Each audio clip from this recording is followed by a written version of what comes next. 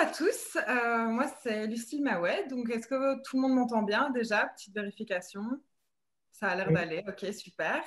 Donc moi, comme plusieurs d'entre vous, j'ai deux casquettes, donc je travaille à la fois pour la marque Ardennes et le projet Land of Memory. Donc la marque Ardennes, on vient de vous la présenter brièvement, mais pour ceux qui ne sont pas encore adhérents, je vous invite vraiment à vous y intéresser, on fait une super promo en ce moment, donc voilà.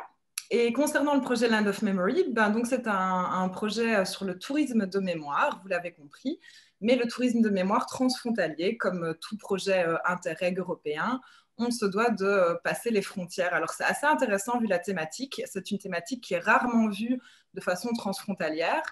Et comme ma collègue Céline vous l'a dit, on a des partenaires de choix parce que on a tant le côté allemand et germanophone que le côté français ou grand-ducal, et puis belge, bien entendu, vu que je travaille pour la province de Liège.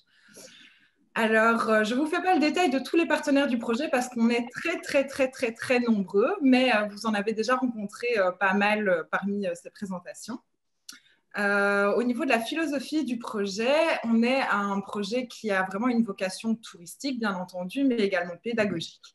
Et notre but, plus particulièrement, est de faire perdurer le tourisme de mémoire à travers les générations futures. Donc, on a vraiment aussi un accent qui est très porté sur un tourisme de mémoire un peu différent, où on s'intéresse peut-être un peu plus à l'histoire des civils, l'histoire émotionnelle et toutes les valeurs qu'elle véhicule.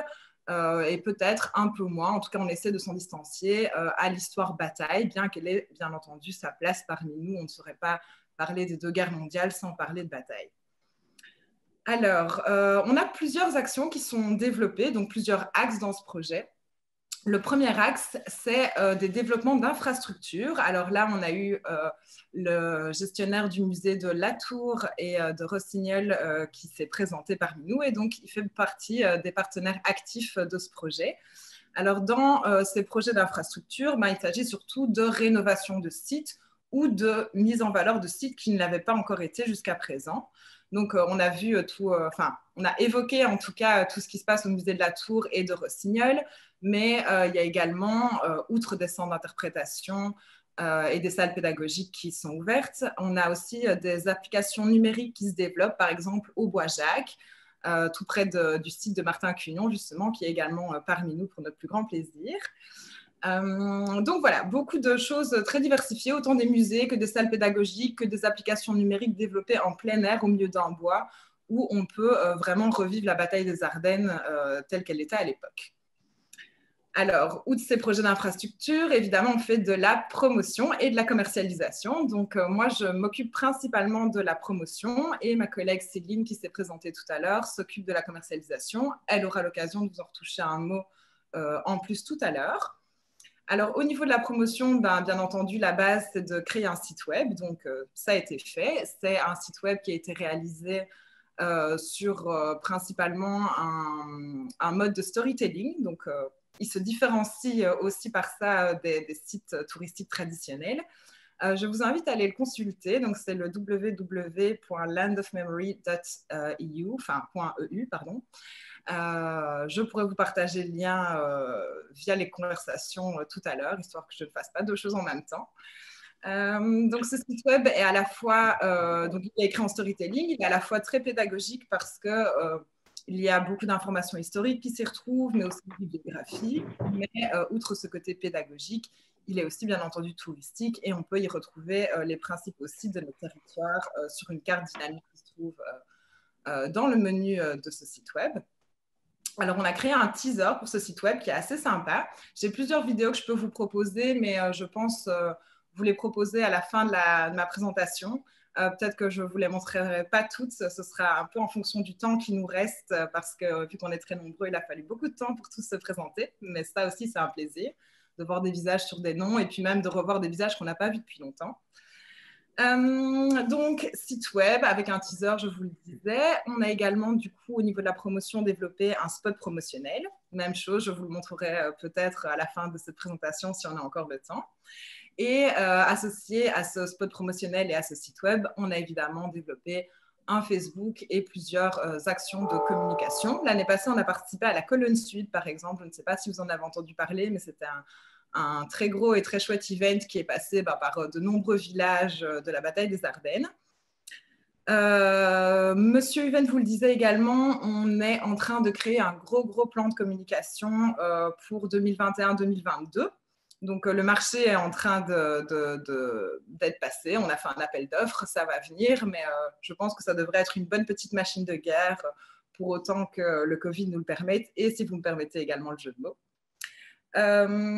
Donc, outre ce plan de communication, dans les dernières actions promotionnelles qui nous sont dédiées et pour lesquelles on remercie encore l'Europe pour son soutien financier, on a développé une carte touristique, bien entendu, mais on a souvent l'habitude de voir des cartes touristiques fort histoire-bataille, entre guillemets, avec beaucoup de flèches qui décrivent l'avancement des troupes, etc. Ici, ce n'est pas du tout une carte de ce type-là. On a vraiment voulu de nouveau s'ouvrir au jeune public et donc c'est une carte illustrative. Je ne sais pas si vous en avez déjà rencontré à travers voilà, toutes vos actions et votre profession. Mais c'est des cartes finalement qui représentent physiquement et en dessin tous nos sites touristiques. Donc voilà, ça a vraiment un autre aspect que les cartes mémoire habituelles. Et ces cartes touristiques, vous pouvez les demander à vos offices du tourisme. Normalement, ils en ont. Et si ce n'est pas le cas, n'hésitez pas à demander à Daniel ou à moi. On vous en fera parvenir avec beaucoup de plaisir, pas de problème. Alors, outre cette carte touristique, on a développé un jeu de société. Donc, de nouveau, avec une visée pédagogique, avec le but concret de s'intéresser, et plutôt que les jeunes s'intéressent à ce sujet délicat, mais important. Et donc, c'est un jeu de société pédagogique qui sera disponible gratuitement. Et là, à nouveau, je fais un petit message à tous nos sites mémoire.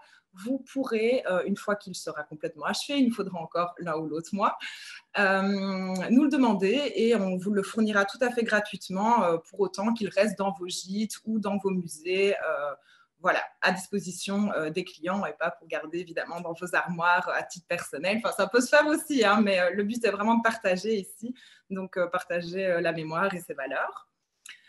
Alors enfin, dernier axe et non des moindres, Michel Uven donc, en fait partie. C'est donc l'exposition Land of Memory qui se déroulera entre 2021 et 2022.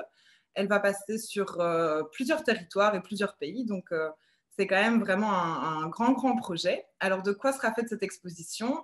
C'est une exposition qui est principalement basée sur le concept d'album photo, donc vraiment un objet identitaire, quelque chose qu'on a tous dans nos armoires. Et de nouveau, c'est pour inviter les jeunes à se dire, tiens, album photo et les miens, qu'est-ce qui se passe derrière? Alors, ce seront des albums photos géants et installés en plein air. Donc, de nouveau, assez Covid-friendly. Les gens pourront visiter l'exposition en espace ouvert.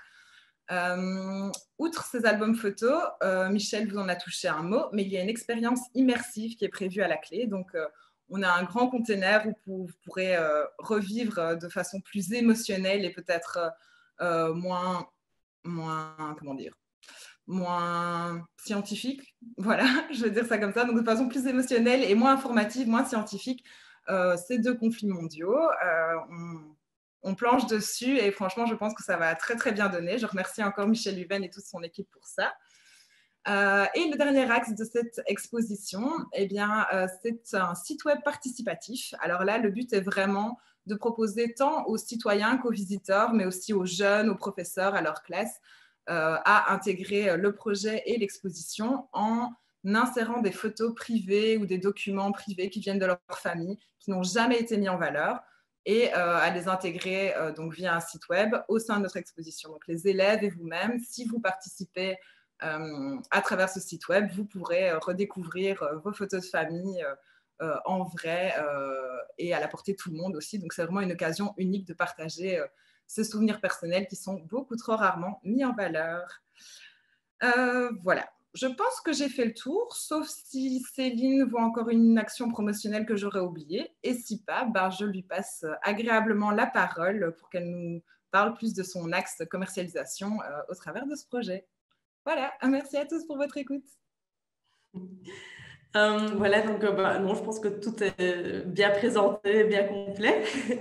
On se réjouit d'ailleurs de pouvoir voir l'exposition.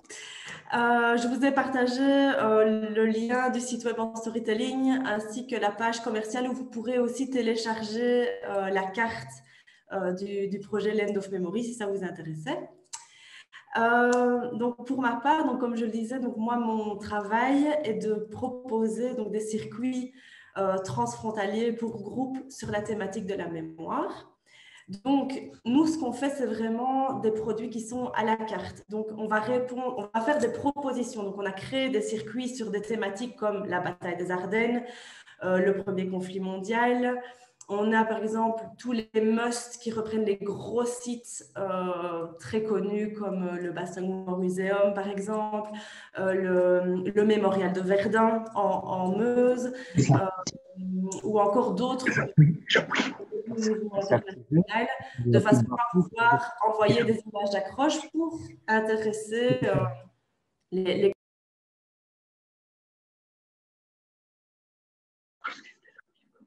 Voilà. Excuse-moi, Céline, il faudrait juste que tu réactives ton microphone. Voilà. On n'a pas encore vu ta dernière phrase, en fait. Pardon. Donc, l'idée est de proposer, donc, via le circuit qui propose le meilleur de la mémoire, par exemple, des sites qui sont très connus au niveau international, de façon à donner une image d'accroche qui pourrait intéresser le public des USA, d'Australie, enfin, vraiment qui ont des frontières plus lointaines que européennes.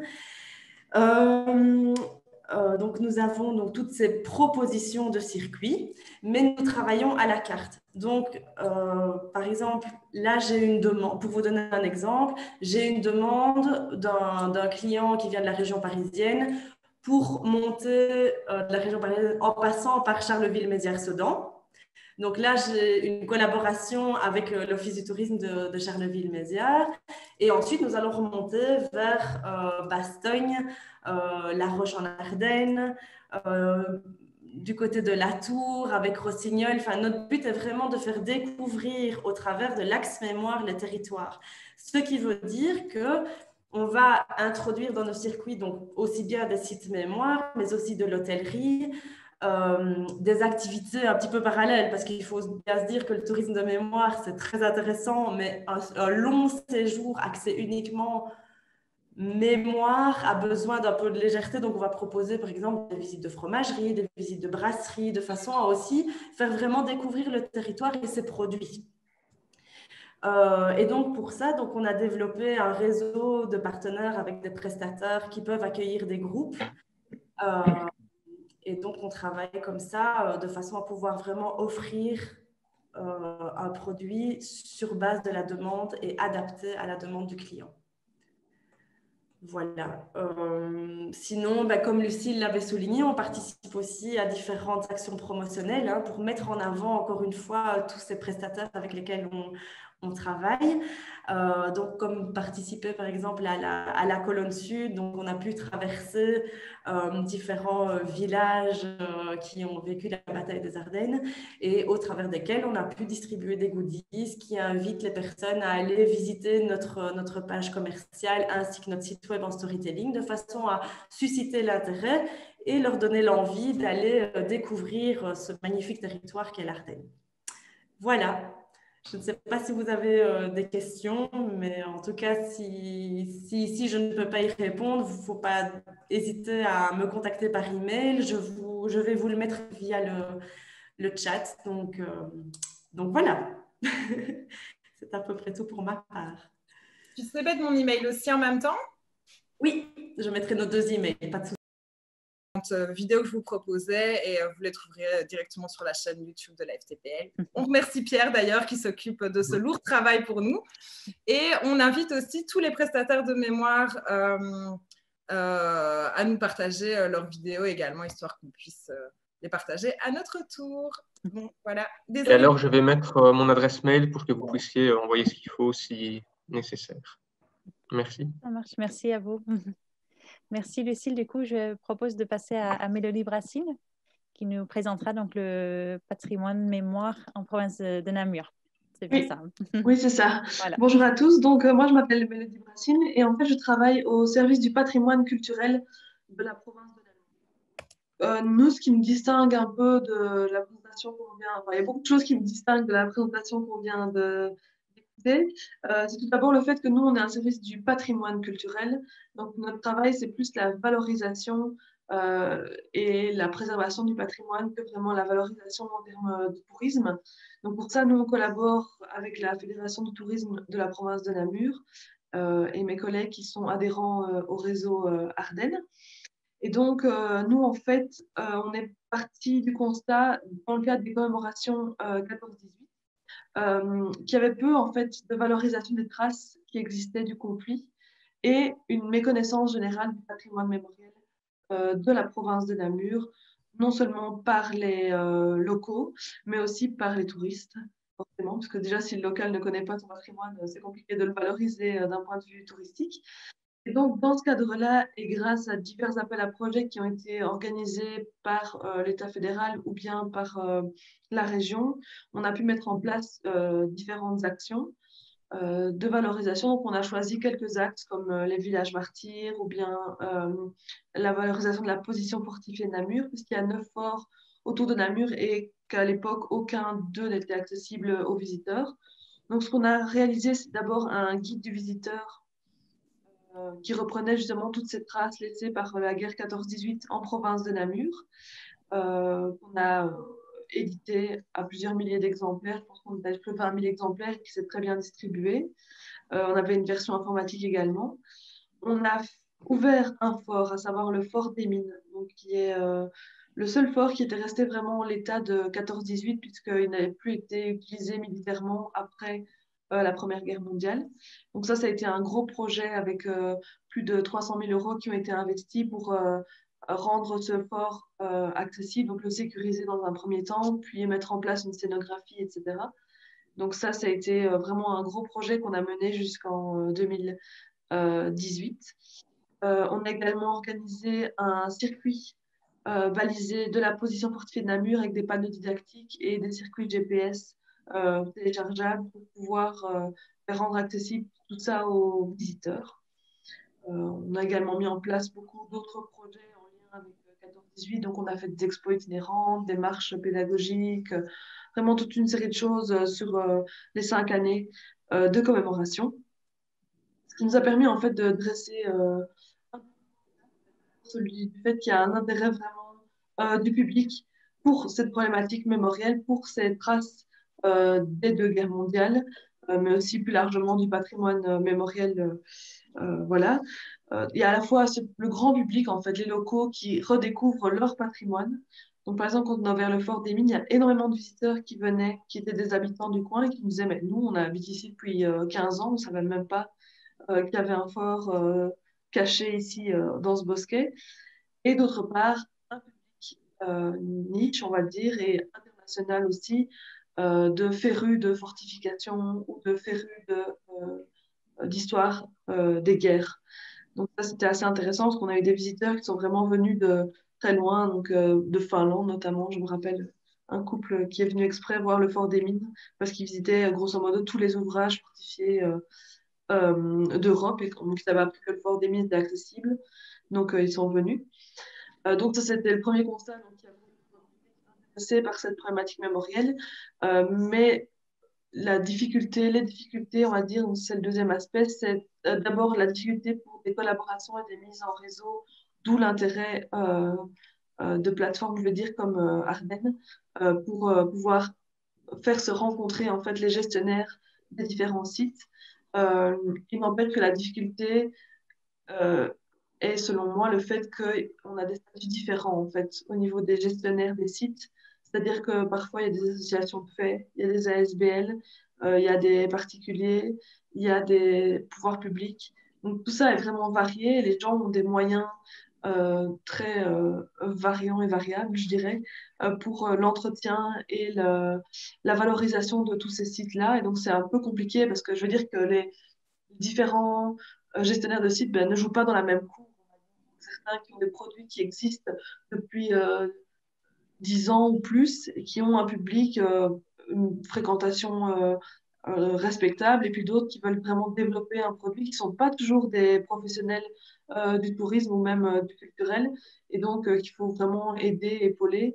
Donc, c'est pour ça aussi que je disais qu'on n'est vraiment pas dans le même type de présentation que la présentation précédente, parce que vous êtes vraiment déjà bien plus avancé que nous avec ce super projet Land of Memory. Donc voilà, ça c'était vraiment la difficulté. Et alors, une autre difficulté aussi, c'est de faire vivre ces lieux sur le long terme. Donc par exemple, le Fort des Mines, quand on l'a ouvert en 2014, comme c'était nouveau, on a vraiment eu beaucoup de visiteurs la première année et on a quand même constaté qu'au fur et à mesure du temps, le nombre de visites stagne, puis a tendance à diminuer un peu. Et donc, l'importance aussi de créer des événements pour pouvoir continuer à animer tous ces sites. Voilà, ça nous semblait aussi être un aspect important et primordial. Il n'empêche qu'on a voulu persévérer et continuer à développer le tourisme mémoriel en s'attaquant cette fois à 40-45. Bon, évidemment, on n'a pas des sites qui ont la portée des sites dans le Luxembourg ou avec la bataille des Ardennes, etc. On a quand même quelques lieux intéressants en province de Namur, à commencer par le fort de Saint-Héribert, toujours un fort qui fait partie de cette ceinture de Namur, mais qui en fait était complètement... c'est une famille qui a racheté le site du fort de Saint-Héribert et qui a découvert qu'il y avait un fort. Et donc, avec l'aide de bénévoles, ils ont commencé à excaver le lieu, puisque ça avait servi de décharge, donc c'était vraiment complètement remblayé.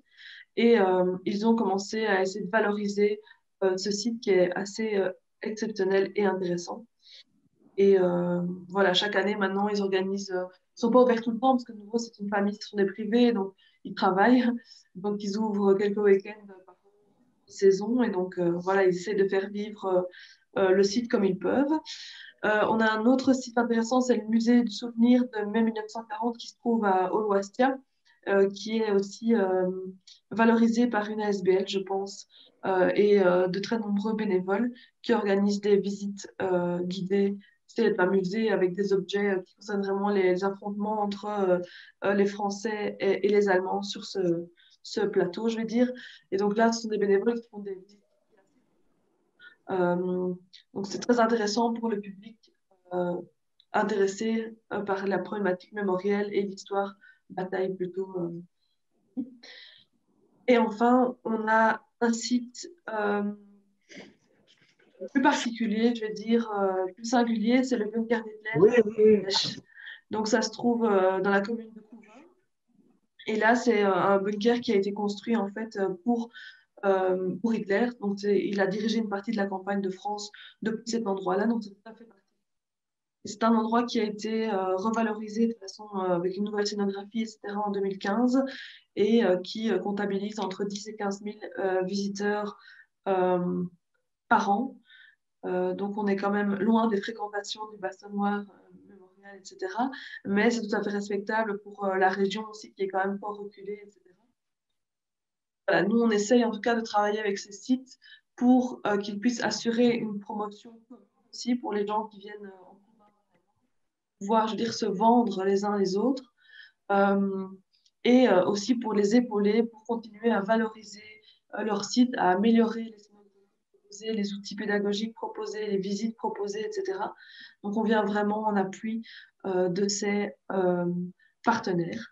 La difficulté, évidemment, c'est toujours le financement, puisque ben, il n'y a pas beaucoup de moyens mis à disposition pour valoriser ces sites. Donc, on espère toujours pouvoir aussi s'inscrire dans des projets européens, mais il faut d'abord la qualité de ces sites et l'offre proposée pour pouvoir escompter plus tard s'inscrire justement dans un projet plus vaste et de qualité.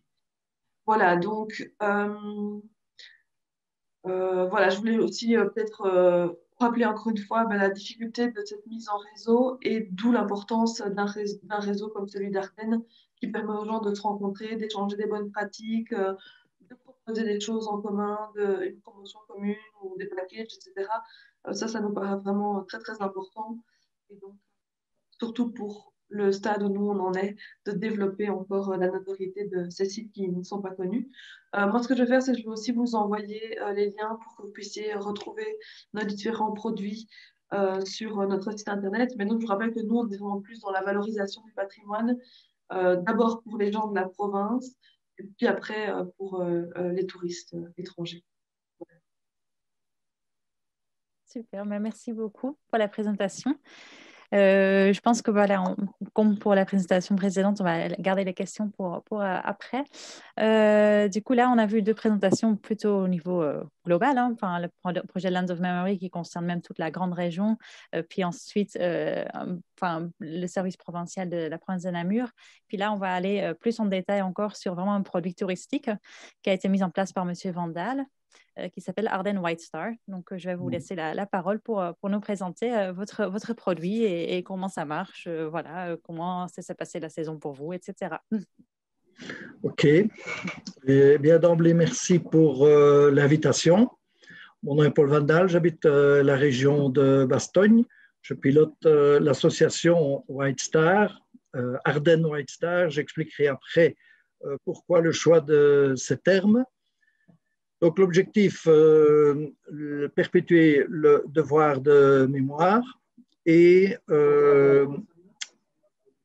l'activité consiste à participer à des commémorations, cérémonies organisées par les communes, principalement la commune de Bastogne, notamment le Memorial Day qui a lieu au mois de mai et les Nuts cérémonies au mois de décembre. Mais je ferai allusion également à d'autres communes qui sont actives. Donc, participer aux commémorations, cérémonies organisées par toutes les entités publiques et associations. Deuxième activité, organiser des escortes donc à bord de véhicules d'époque. Moi, je dispose d'une Jeep Willys de 1944. Organiser des escortes sur le périmètre de Bastogne. Brièvement, le périmètre de Bastogne était le cercle autour de Bastogne dans lequel la 101e airborne du général Macauliffe était encerclée. Et je balade les touristes de la mémoire, j'insiste sur le terme touriste de la mémoire et pas n'importe quel touriste qui pourrait espérer participer à un safari avec ma Jeep dans la forêt des Ardennes. Ceux-là sont systématiquement écartés. Donc, touristes de la mémoire, je les escorte avec commentaires sur les différents sites et monuments du périmètre de Bastogne. Alors, brièvement, accueil et introduction aux places Macauliffe, introduction à la bataille des Ardennes. C'est là que je vois en quoi le touriste avec lequel j'ai rendez-vous, dans quelle mesure il est intéressé. Évidemment, je suis guide agréé par le commissariat général au tourisme pour faire les escortes dans les 3 langues. Donc, vous imaginez, j'ai beaucoup de touristes hollandais, néerlandophones, beaucoup de demandes américaines. L'année passée, pas moins de 40, mais j'ai dû les annuler toutes, hélas, à cause du Covid. Donc, introduction à la bataille des Ardennes, là, on voit un peu l'intérêt de la personne. Est-ce qu'elle veut simplement une balade en Jeep sur le champ de bataille ou est-ce qu'elle souhaite entrer davantage dans les détails? Après, un petit le curriculum vitae du général Macauliffe, une brève un résumé de l'histoire du Nuts et un résumé sur le symbole de la place Macauliffe, l'histoire du Sherman.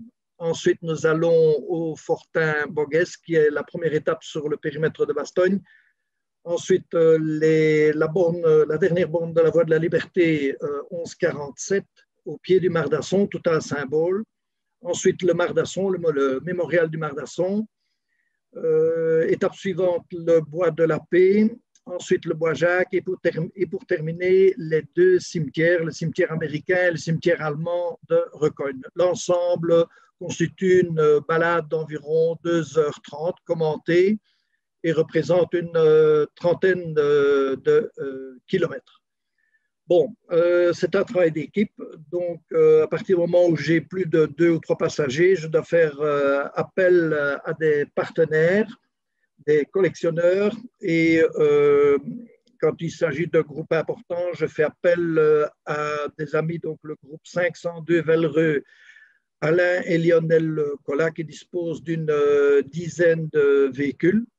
Je fais également appel à Eddie Montfort, qui lui préside l'ASBL Ardennes History Remember à Mané, j'y reviendrai, ou je fais appel à Marcelin de Storder, qui lui, je dirais, vient d'arriver sur le marché il vient d'acheter un camion GMC, peut transporter 12 personnes, mais il est également spécialisé, lui, non seulement comme historien, mais dans les fouilles. Alors, je voudrais plus globalement citer un ensemble de partenaires qui me permettent d'avoir beaucoup de prises de contact via mon site Internet. Je citerai en premier lieu la commune de Bastogne, évidemment, et plus particulièrement le syndicat d'initiative et de tourisme de Bastogne, que je tiens au passage à remercier. Évidemment, le Bastogne Noir Museum, qui est un partenaire très précieux. La commune de Vaux-sur-Sûre, qui est particulièrement coopérante également. La commune de Oufalise, la commune de Mané, j'ai cité Édimont-Fort. Édimont-Fort dispose d'un véhicule, mais Édimont-Fort est plus spécialisé, lui, dans les grandes reconstitutions. Donc, il peut mobiliser jusqu'à 200 reconstituants, qu'ils soient américains ou, entre guillemets, allemands. Je citerai également la commune de Fauvillers et plus particulièrement l'association La Mémoire Civile de Saint-Lé, qui est pilotée par Jean-Paul Dapp et Gwenaël Spot. Ils ont réalisé un projet fantastique. Ils ont créé un petit musée qui s'intitule La Mémoire Civile de Saint-Lé. Donc, ce petit musée décrit la vie de la population civile durant les événements tragiques, donc de décembre 1944.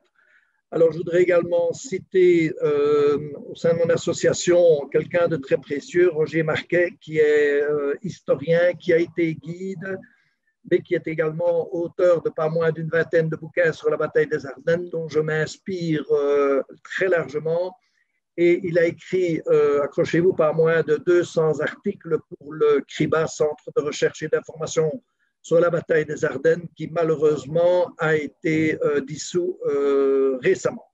Voilà, je pourrais encore citer d'autres partenaires et amis collectionneurs, mais ce serait probablement un peu trop long. Je voudrais revenir à l'intitulé de mon ASBL, Ardennes avec S, White Star, US Army. Ardennes, précisément, ça colle bien avec la marque Ardennes parce que ça fait référence aux Ardennes françaises, belges et luxembourgeoises, là où s'est déroulée la bataille des Ardennes. White Star fait référence à l'étoile blanche du drapeau américain, mais également l'étoile blanche qui était peinte sur tous les véhicules américains d'époque et qui était le signe de reconnaissance pour l'aviation et pour l'infanterie, forcément pour ne pas tirer sur ses propres troupes. Et US Army, tout le monde aura compris que c'est la US Army qui a, ce sont principalement nos libérateurs américains qui ont sauvé l'Europe de la tyrannie, mais n'oublions pas non plus de citer les Alliés, les Britanniques, les Canadiens et autres armées qui étaient associées. Et c'est évidemment les Américains qui ont eu le rôle principal. Alors, si je suis agréé par le commissariat général au tourisme, mais je voudrais relativiser et en toute modestie dire que ça ne concerne que le champ de bataille de Bastogne, parce que la bataille des Ardennes, c'est extrêmement complexe. C'est le saillant qui va de Monchaux jusqu'à Ettelbruck et jusqu'à Dinant. Donc, énormément d'histoires, énormément d'unités qui sont intervenues. Moi, ça ne concerne que la bataille le périmètre de Bastogne. Donc, voilà, pas évident à maîtriser. Je crois que j'ai un peu fait le tour pour prendre contact les personnes intéressées, soit sur recommandation des communes ou des syndicats d'initiative, vont sur mon site internet, donc Ardennes White Star US Army.be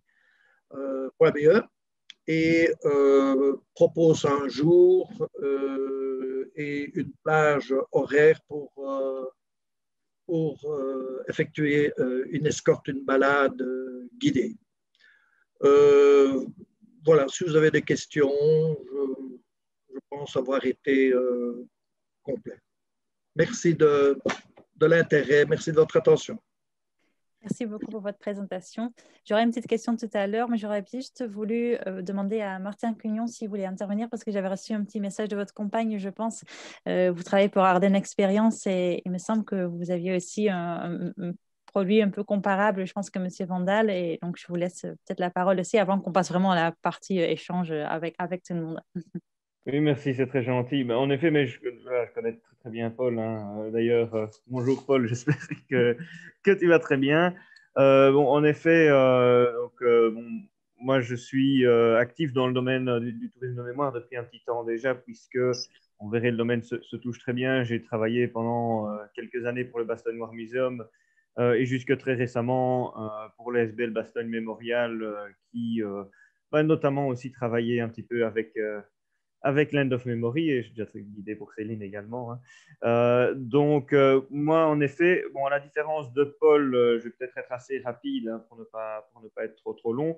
Je n'accompagne pas dans un véhicule d'époque puisque je n'en dispose pas, tout simplement. Donc, ça, c'est vraiment la grosse plus-value de Paul. Maintenant, je travaille beaucoup plus aussi avec des groupes, notamment en bus, donc venant avec des tours opérateurs, ce qui est plus simple à faire sans un véhicule d'époque, évidemment. Donc, il m'arrive régulièrement d'accompagner aussi bien des groupes d'Américains, moi je devrais dire, il m'arrivait avant coronavirus d'accompagner régulièrement des groupes, notamment d'Américains sur le champ de bataille, mais également d'autres groupes un peu plus spécifiques. Je pense à la Commission européenne, qui est un de mes clients. Quand je dis sur le champ de bataille des Ardennes, je vais être très précis comme Paul. Il y a le champ de bataille de Bastogne. Je m'aventure également un petit peu plus loin sur le front nord, mais pas forcément sur la partie du front luxembourgeoise du Grand-Duché, hein, je veux dire, qui est aussi très très complexe. On ne sait pas tout savoir sur ce domaine-là. Je guide des groupes aussi bien en français qu'en anglais, néerlandais et allemand.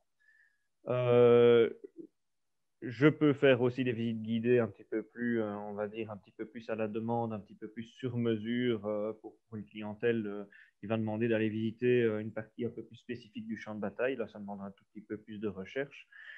Vous pouvez me trouver, bon, je ne vais pas être beaucoup plus long sur les services de guide puisque c'est très similaire à ce que Paul fait au niveau de son offre. On est tout à fait dans le même domaine et tant mieux. Vous pouvez me trouver sur ma page Facebook, hein, donc la page Facebook qui est Ardennes au pluriel, expérience. Donc voilà, je ne vais pas être plus long, je ne vais pas vous embêter beaucoup plus, mais voilà, tels sont les services. Et merci à Paul pour sa présentation sur la mémoire, qui est vraiment très importante dans la région de Bastogne. Merci beaucoup. Du coup, merci à toutes les intervenants déjà. Et voilà, je vais vous laisser la parole à tous les participants. Si vous avez envie d'échanger, vous avez des questions par rapport au sujet qu'on a vu juste avant, voilà, n'hésitez pas, vous pouvez intervenir quand vous voulez. Vous pouvez juste activer votre microphone en bas de l'écran pour pouvoir intervenir sur les différents sujets. N'ayez pas peur. Si je peux me permettre, je voulais juste donner une petite précision. Donc, j'ai parlé des prestataires, donc hôteliers ainsi que les sites de mémoire. Mais comme Martin le soulignait, j'ai souvent recours à l'aide de guides pour réaliser les visites guidées pour les groupes, que ce soit en car ou peut-être qui c'est un jour via les véhicules militaires, du moins je l'espère, parce que c'est un très beau produit, sur les différents territoires. Et donc, Madame Bello, donc j'ai entendu que vous travaillez sur Sedan, Meuse, voire même le Grand Est. Et donc, voilà, si d'autres personnes avaient des possibilités de guidage en termes de tourisme de mémoire sur d'autres territoires que la bataille des Ardennes, ça m'intéresse vraiment de pouvoir prendre contact avec vous, car j'aurais probablement des demandes pour ce type de visite qui se trouve plus sur le bas de notre territoire. Voilà. Je me permets de vous répondre. J'ai mis dans la conversation écrite, justement, j'ai rappelé la visite guidée que j'effectuais sur le territoire en pays sudanais sur les premiers jours de la guerre de 1914. Et si vous voulez, je peux présenter un flyer qui avait été réalisé à l'époque. J'espère que ça ne brille pas trop avec le... Voilà. Et si vous en voulez des renseignements, je vous redirige vers mon collègue Sébastien Ortega de l'Office de tourisme Charleville-Sedan-Ardennes qui me contacte chaque fois que c'est nécessaire. Voilà. Mais bien sûr, je peux tout à fait vous répondre directement. Je vous laisserai mes coordonnées si vous le souhaitez. Ouais, avec plaisir. Hein, parce que nous avons avec une autre guide un site qui s'appelle Patrimoine d'Ardennes. Ah, d'accord. Voilà, Okay. moi c'est plus histoire et patrimoine et elle c'est davantage nature. Okay. Voilà. Merci. Merci. Je dis que c'est très complémentaire, c'est parfait. Merci beaucoup. Et Céline, je te parlais donc de quelqu'un de super compétent du côté sudanais et d'adorable. Et ben, c'est du coup le Sébastien en question que tu peux voir à l'écran. Oui. Oui, tout à fait. Je m'en suis tout de suite rendu compte. Merci. Est-ce qu'il y a d'autres questions par rapport aux présentations qu'on a vues? Bon, si vous me permettez, moi j'avais une petite question pour Monsieur Vandal, du coup. Déjà, merci pour la présentation. Et c'était juste une question par curiosité. C'était pour savoir comment s'était passé quand même la saison de 2020, parce que bon, effectivement, avec le Covid, c'était pas évident, et surtout que votre cible est quand même aussi un cible États-Unis, je pense. Donc, du coup, voilà, je suppose que vous avez eu des conséquences quand même par rapport à ça. Et deuxième question, dans le même sens, hein, c'était juste pour savoir combien de temps dure un tour classique, par exemple, quand vous allez sur les champs de bataille du côté de Bastogne. Votre première question est pertinente dans le sens où j'ai eu pas mal de demandes. Pourquoi? Parce que la plupart des touristes belges et des pays environnants se sont braqués principalement sur des activités locales, étant donné que les voyages à l'étranger étaient prohibés ou compliqués. Donc j'ai eu pas mal d'occupations quand même, principalement des néerlandophones et des hollandais, autres nationalités aussi, et malheureusement aucun américain. Il a fallu annuler toutes les réservations des Américains. Même une dame qui était officier dans la US Army en poste en Allemagne ne pouvait pas venir en Belgique, pas que nous étions particulièrement contaminés, mais parce que l'armée américaine interdisait de fréquenter des pays contaminés pour ne pas contaminer l'armée américaine qui comptait déjà pas mal de cas Covid. Voilà pour votre première question. Je pense que ça va encore être le cas cette année parce que c'est mal barre, point de vue déconfinement, c'est pas pour demain. Et votre deuxième question, oui, le tour, donc le périmètre de Bastogne, c'est arrêts et commentaires sur 7 sites monuments que j'ai énumérés. Il faut compter, suivant l'intérêt des personnes et suivant aussi les conditions atmosphériques, etc., il faut compter 2 heures, 2h30 pour le tour complet. Alors oui, je voudrais prolonger votre question. En fait, c'est modulable aussi. Parce que si quelqu'un me dit, oui, mais le bois de la Paix, je l'ai déjà visité 4 fois, ça ne m'intéresse pas.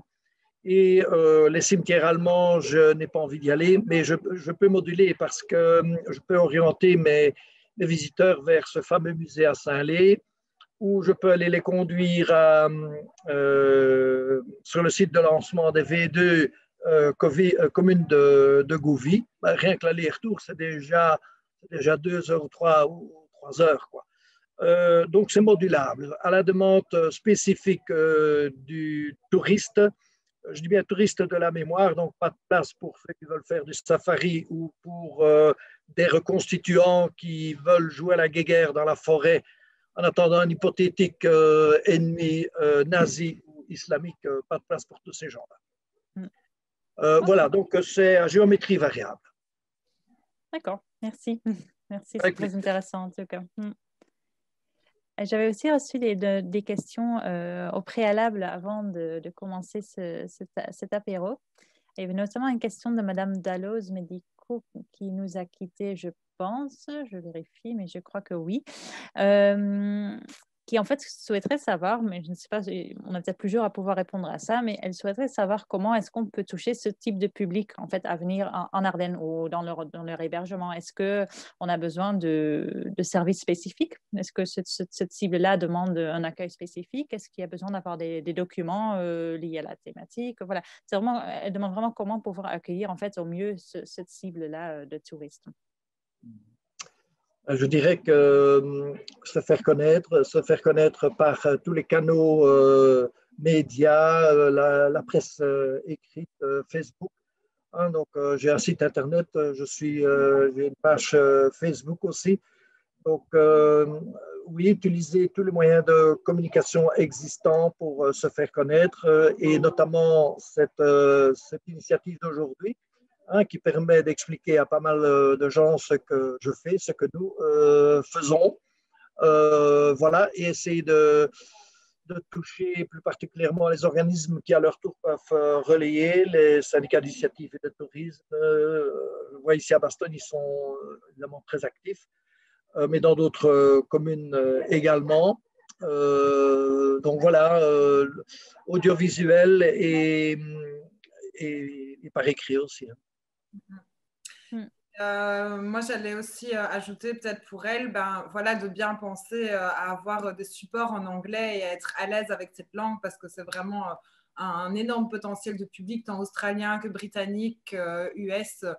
Tous sont vraiment grandement fervus de cette histoire et de ce patrimoine mémoriel. Et ben voilà, adhérer à des choses comme le projet Land of Memory qui permet une communication à plus grande échelle, ou en tout cas à une échelle transfrontalière où on se renvoie les touristes mutuellement. Et enfin, petit truc aussi, je pense, qui peut vraiment être utile, mais c'est de contacter les ambassades et les services militaires pour voilà, leur proposer éventuellement une visite ou quelque chose comme ça de gratuit pour commencer, histoire de les allécher, et puis ensuite d'embrayer sur des partenariats financièrement plus intéressants. Mais voilà, c'est un très bon public et un très large public. On ne se rend pas compte du nombre de troupes US qui se trouvent encore sur nos sols. Mais voilà, je pense que c'est un bon créneau déjà pour elle. Merci, Lucie. Vous avez raison dans le sens où la maîtrise des langues est importante. Hein. Forcément, les néerlandophones aiment bien qu'on fasse dans leur langue et les Américains, ils ne parlent que deux langues, hein, l'anglais et l'américain. Hein.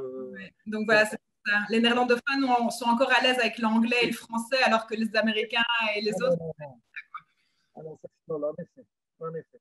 Bon, ce qui est bien légitime, hein, c'est le latin d'aujourd'hui, l'anglais. Donc bon. Tout à fait.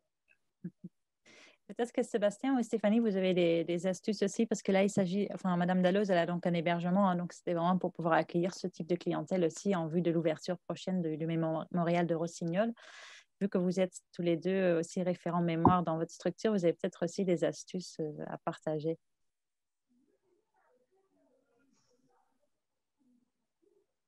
Sébastien, peut-être, je ne sais pas si Stéphanie est encore avec nous.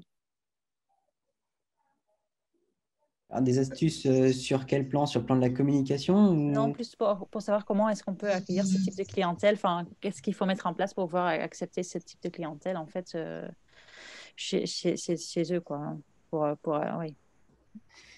Alors, de ce côté-là, alors moi, je n'ai pas énormément de visibilité parce que je suis assez rarement en contact finalement avec ces clientèles. Moi, je maîtrise plus le côté communication, séduction.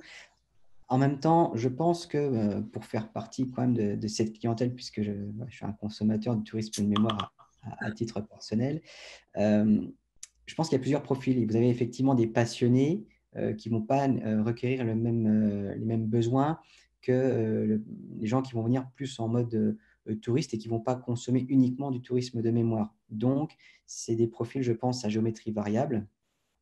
En tout état de cause, je pense qu'il faut des outils pour consommer ce type d'offre et que tout ce qui favorise la reconstitution, mise dans l'ambiance, sans pour autant que ce soit entre guillemets morbide, parce que c'est aussi le risque que certains ont déjà essuyé. Je pense qu'il faut effectivement miser sur l'authenticité. C'est vraiment une valeur, en tout cas si je les raccroche à la marque Ardenne, une des valeurs vraiment à mettre en œuvre par rapport à ce genre de produit, c'est l'authenticité. C'est se baser effectivement sur les valeurs qui sont portées par les incidences des différents conflits, comme la paix, comme la tolérance, et puis sur la crédibilité. C'est vrai que quand j'entends des produits qui s'adressent à ce type de public qui se base sur des tours en Jeep, ou sur les rencontres avec des gens qui sont costumés, qui sont passionnés par leur sujet, ça donne effectivement une belle crédibilité et ça donne envie d'aller plus loin, beaucoup plus qu'un simple panneau, affichette, roll-up, etc.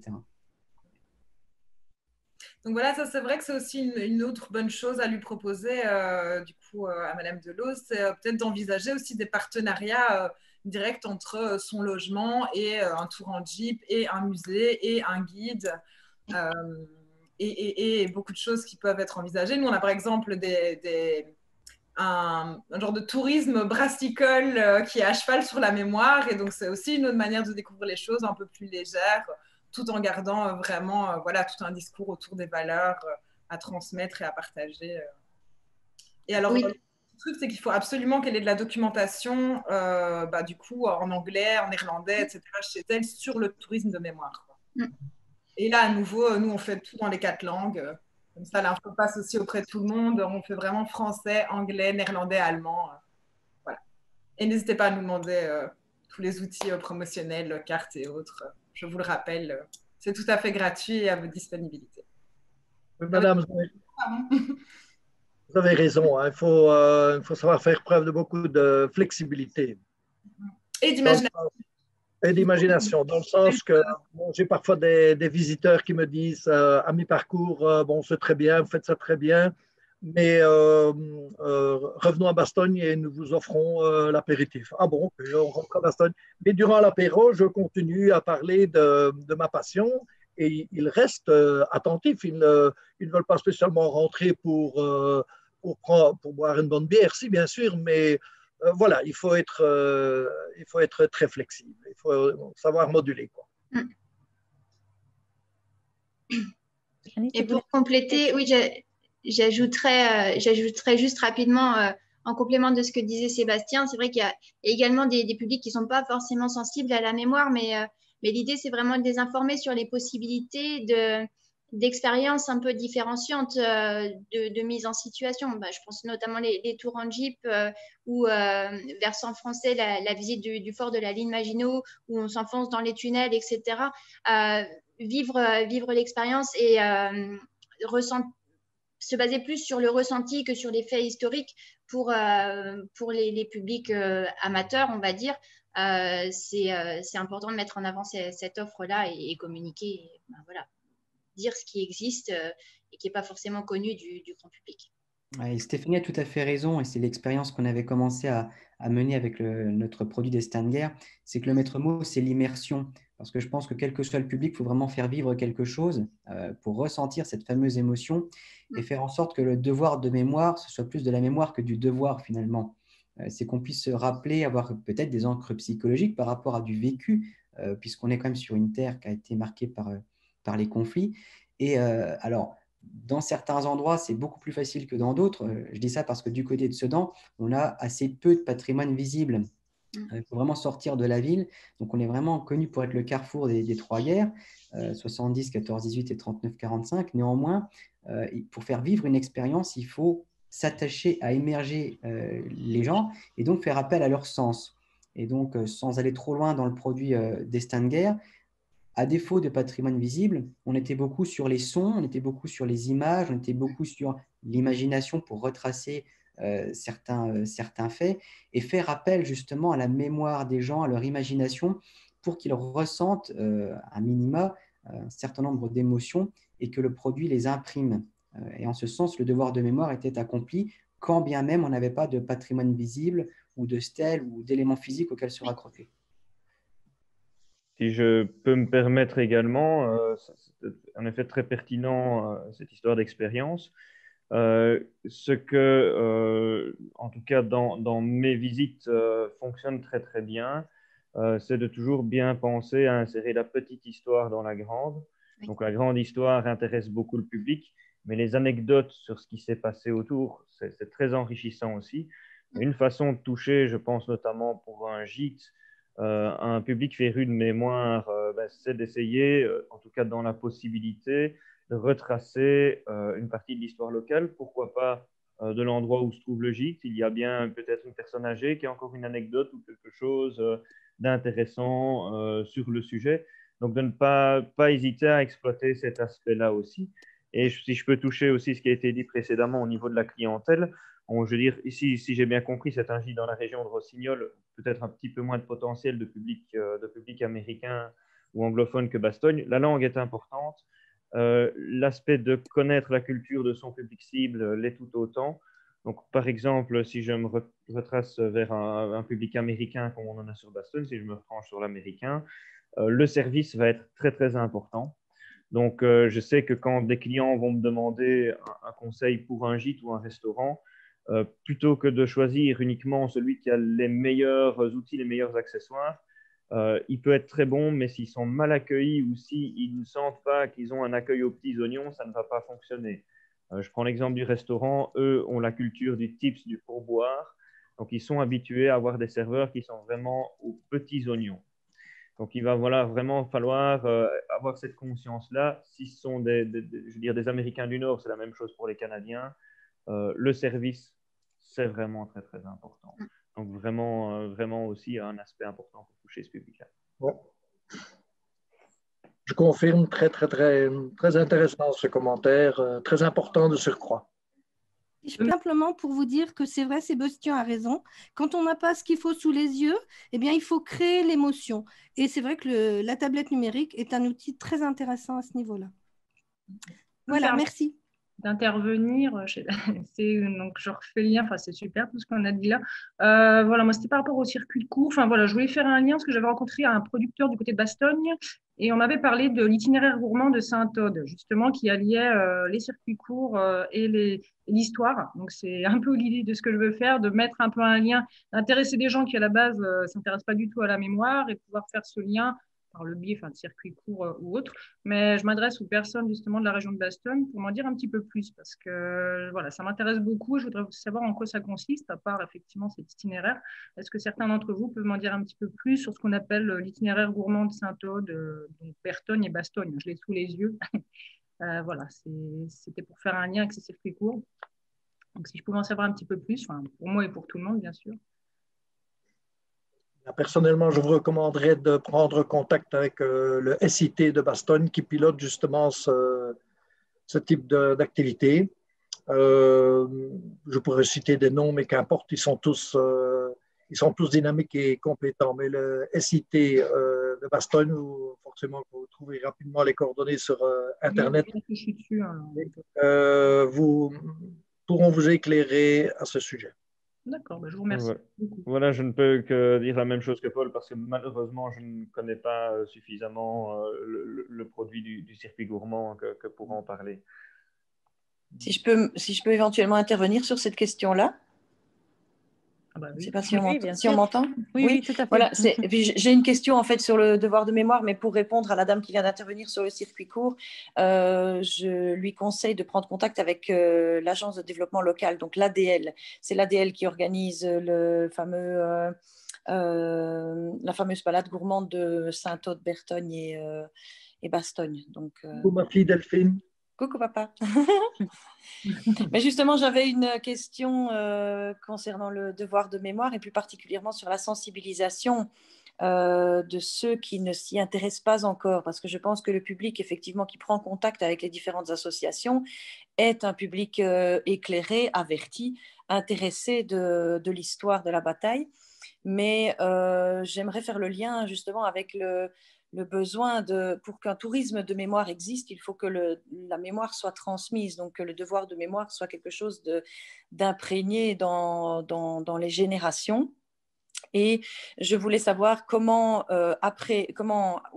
prévenir, appréhender en tout cas la possibilité que la mémoire s'effiloche au fur et à mesure des générations et donc des années, comme par exemple, je veux dire, les batailles napoléoniennes ont eu aussi, par exemple, beaucoup d'impact dans certaines régions de Belgique, mais est-ce que pour autant les nouvelles générations s'y intéressent comme les collectionneurs, les passionnés, etc. Et donc finalement, uniquement aux commémorations, on voit peut-être les jeunes s'y intéresser. Et donc ici, concernant le tourisme des mémoires, au même titre qu'on transmet le devoir de mémoire, la mémoire, comment peut-on transmettre le tourisme de mémoire de génération en génération pour qu'il perpétue beaucoup plus régulièrement que lorsqu'il y a des commémorations?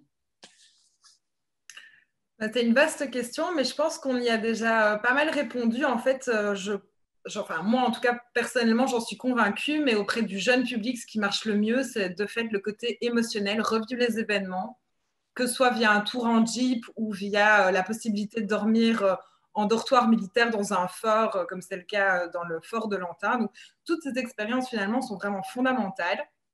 Ensuite, il y a aussi le côté plus anecdote et sortir de l'histoire bataille qu'ils rencontrent beaucoup à l'école, et pas forcément de la façon la plus opportune, malheureusement, parce que voilà, les cours d'histoire sont chargés et qu'il y a beaucoup de choses à faire. Mais voilà, sortir peut-être de l'histoire bataille pour plus rentrer de nouveau dans l'histoire civile, l'histoire des humains, l'histoire des militaires, mais en tant qu'homme et ou femme. Et enfin, je pense qu'il est important aussi de faire des parallèles avec l'actualité. En quoi finalement est-ce que toutes ces choses ont impacté notre quotidien, en quoi elles sont fondamentales. Là, on le revoit bien avec le Covid, on a plein de restrictions et ça touche beaucoup les gens. Bah, le couvre-feu, ça ne date pas du Covid, il y en a eu avant et c'est le même genre de souffrance, le même genre de souffrance donc à éviter et à transmettre pour les éviter. Et puis après, il y a aussi, outre le côté actualité à proprement parler, il y a tous les parallèles actuels qu'on peut faire. Et là, ça peut être à travers des choses que j'approuve moins, mais qui ont quand même du mérite. Par exemple, les jeux vidéo ou les séries comme Bands of Brothers. Voilà, ce genre de choses peut aussi être une accroche pour le jeune public et lui rappeler de l'importance, de l'émotion, du courage qu'il a fallu. Voilà. Et puis, dernière possibilité, c'est vraiment de s'adresser aux écoles et de leur proposer des choses identificatoires où les jeunes peuvent se projeter, eux, en tant que jeunes, mais aussi à travers leur passé familial. Et là, c'est vraiment ce qu'on propose, par exemple, à travers le site web participatif de l'exposition Land of Memory, où voilà, on va vraiment inviter les classes et les professeurs à faire tout un travail avec leurs jeunes, à leur dire, voilà, le passé, c'est une exposition, oui, c'est des sites historiques, mais c'est aussi votre passé, votre mémoire, vos souvenirs à vous. Repartez dans vos caisses, dans vos greniers, allez chercher tout ça, posez des questions à vos grands-parents, tant qu'ils sont encore là. Ouais. Voilà. Super, merci. Si je peux me permettre aussi. Allez-y, Madame Racine. Mais moi, voilà, je pense que ça a été dit, mais nous, on insiste beaucoup pour parler de travail de mémoire et pas de devoir de mémoire. Parce que c'est la clé, en fait, c'est d'impliquer les jeunes et qu'ils soient acteurs de cette mémoire aussi. Et donc, toutes les pistes qui viennent d'être données sont les bonnes, effectivement. Il faut avoir des supports qui s'adressent aux jeunes.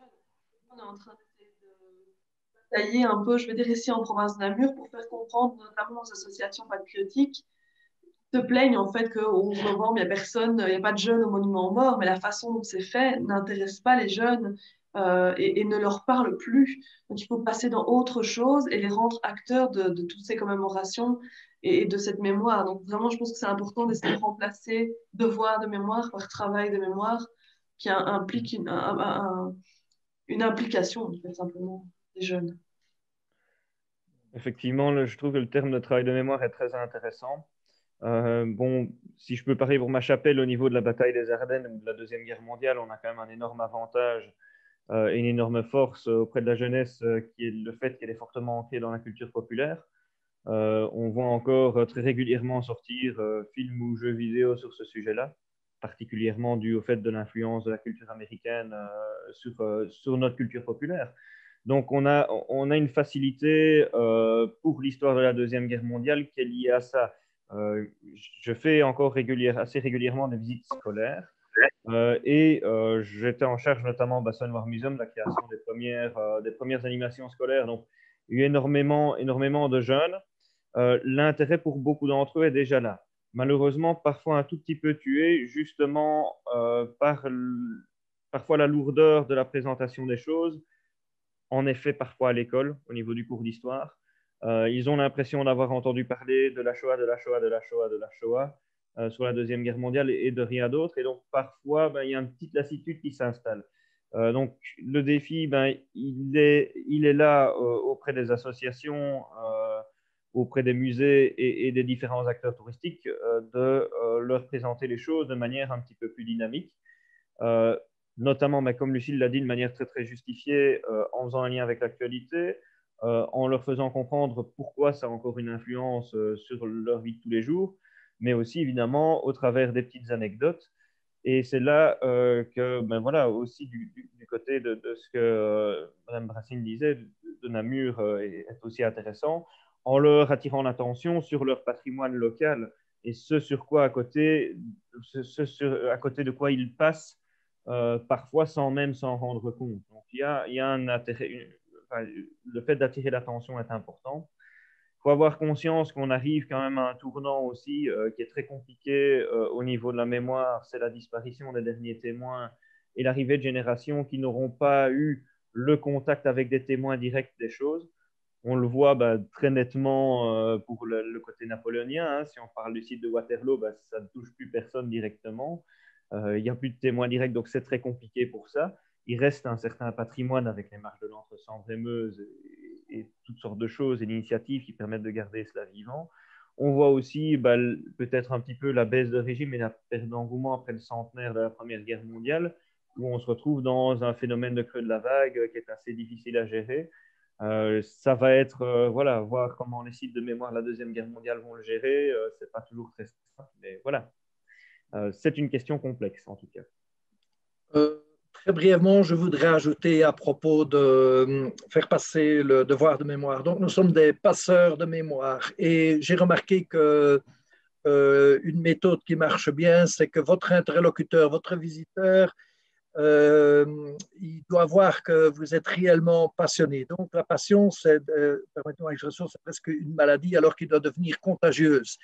Et réellement, il doit sentir que ça vient du plus profond de vous-même parce que vous y croyez énormément.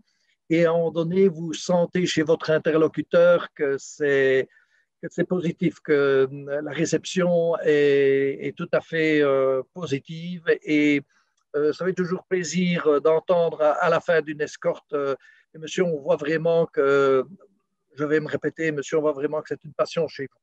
Alors là, vous pouvez vous dire, ah bon, voilà, je lui ai refilé le virus, quoi. Ouais, vous avez tout à fait raison, c'est vrai. Quand le discours vient du cœur et qu'on y met l'émotion suffisante, normalement, on est tous humains et ça passe. Absolument. Humain. Je confirme, absolument. Les passionnés passionnants, hein. Tout à fait, tout à fait. Voilà. Très bien. Merci beaucoup pour tous ces échanges. Merci. Bonne continuation. Merci à tout le monde. Merci beaucoup.